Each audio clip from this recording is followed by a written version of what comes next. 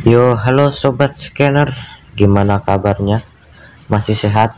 Ya, saya doakan sehat-sehat aja lah ya. Oke sobat scanner, seperti biasa kita akan bahas film action lagi nih. Kali ini kami akan bahas film yang berjudul James Boy, yang disutradarai oleh Trevor White dan dibintangi oleh Spencer Love Franco, dan mendapat rating 6,3 di Film Lovers. Film ini sendiri bercerita tentang seorang pemuda yang bernama James yang ingin menjadi jagoan di penjara dan tentu saja tidak mudah. Dan ia mencari yang terkuat di penjara itu. Seperti apa perjuangan si James ini? Yuk mari kita simak. Sebelum itu silakan siapkan kopi manis terlebih dahulu dan kita intro dulu kuy. DJ Crazy next.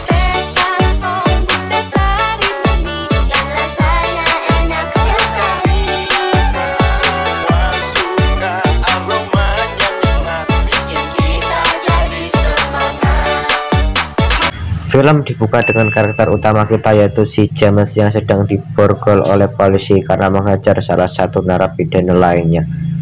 Scene berpindah ke di ruang belakang penjara yang dimana James sedang berjoget-joget untuk mencari perhatian tahanan lain untuk bergabung dengannya. Goyang terus pak.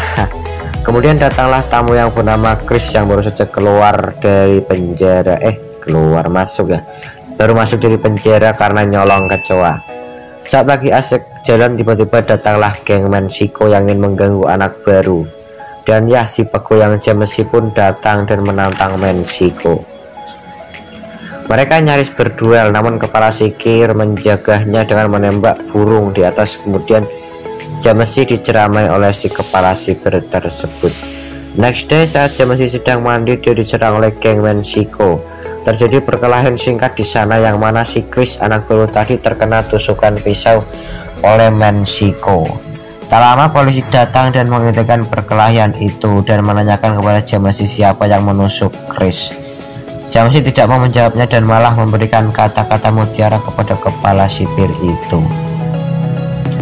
Lalu kita diperlihatkan flashback James yang sebelum masuk di penjara di mana dia bekerja pada seorang gangster untuk merampok, dan ya uang hasil merampok digunakan untuk foya-foya.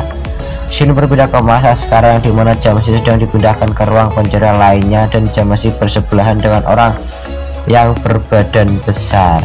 Anjir pak, gede banget itu pak. Keesokan harinya James bertanya pada temannya siapa orang yang berbadan besar itu yang bersebelahan dengannya, dan temannya pun menjawab dia adalah orang terkuat di penjara ini dan yang paling ditakuti karena telah mengKO-kan 5 orang di penjara ini. Next day si James malah nekat mendekati orang itu dan mulai berbincang-bincang dengannya, yang mana orang berbadan itu mengatakan bahwa si James adalah pencundang yang hanya melihat orang dari perkelahian dengan tertawa. Next day James dijenguk oleh ibunya dan ya James mendapat ceramah dari ibunya. Malamnya James menulis perkataan dan perasaan James setelah mendapat ceramah ibunya. Keesokan harinya James memberikan tulisan itu kepada orang berbadan besar tadi untuk memberikan saran karena James melihat orang ini selalu membaca buku, dan ya James diberikan nasihat untuk selalu dan terus menulis. Sejak saat itu James pun terus menulis. Kemudian kita diperlihatkan flashback James lagi nih, yang mana James sedang memalak bos pengedar narkoba. Namun ia malah dihajar oleh anak buah bos itu. Karena hal itu James pun marah dan memecahkan kaca mobil bos itu dan melihat banyak sekali senjata, dan si James pun membawa senjata itu ke markas.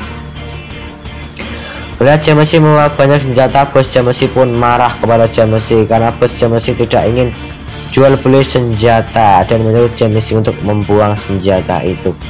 Dosa sekali itu pak, dibuang pak.